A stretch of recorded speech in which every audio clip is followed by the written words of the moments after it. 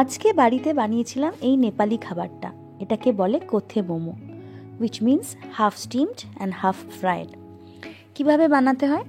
প্রথমে তো একটু ময়দা মেখে নিতে হয়, বাট একটু হেলথ কোশ্চেনটা মাথায় রেখেছিলাম, তাই জন্য 20% ময়দা 80% আটা, সেটাকে মিশিয়ে নুন আর অল্প একটু তেল দিয়ে তারপরে জল দিয়ে, যেভাবে আমরা লুচি পরোটা বা রুটি করার সময় আটা মাখি সেরকমভাবে ডোটা নিট করতে হবে।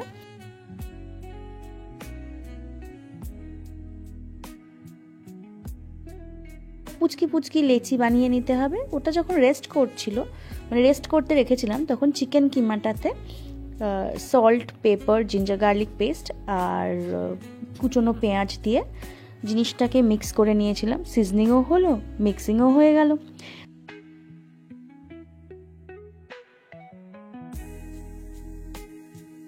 তারপরে ওই যে পুচকি পুচকি লেচিগুলো করা ছিল সেগুলো দিয়ে ছোট ছোট লুচি বানিয়ে নিয়েছিলাম। লেচি দিয়ে লুচি, সেই লুচি বানানোর প্রসেসটা দেখালাম না। আর হ্যাঁ, শর্টকাটে আমি ওই বাটি দিয়ে কেটে গোল করতে যাইনি, আমি প্রত্যেকটা আলাদা আলাদা করে বেটেছি বলছি।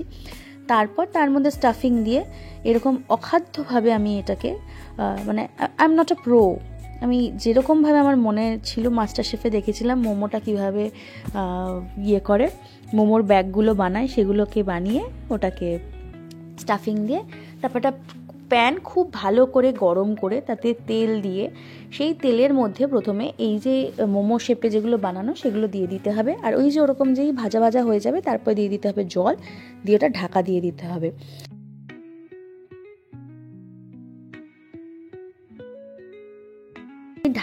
জলের থেকে আর ঢাকা দেওয়ার পর যে স্টিমটা হবে তাতেই কিন্তু এই চিকেনের স্টাফিং আর ওই কোটিংটা আটা বা ময়দার সে সব কিছুই একদম সেদ্ধ হয়ে যাবে।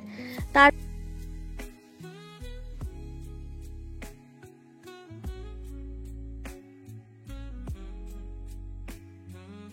এগুলো যখন হচ্ছিল, আমি একটা ডিপ বানিয়ে নিয়েছিলাম, একটু মোমো সস বানানোর চেষ্টা করেছিলাম, ওই একটা যাই হোক আর কি। তারপর প্লেটে বেড়ে সুন্দর করে সাজিয়ে নিয়ে গেছিলাম বরের কাছে। খেতে কেমন হয়েছিল সেই রিভিউটা না হয় ওই খেয়ে দিক।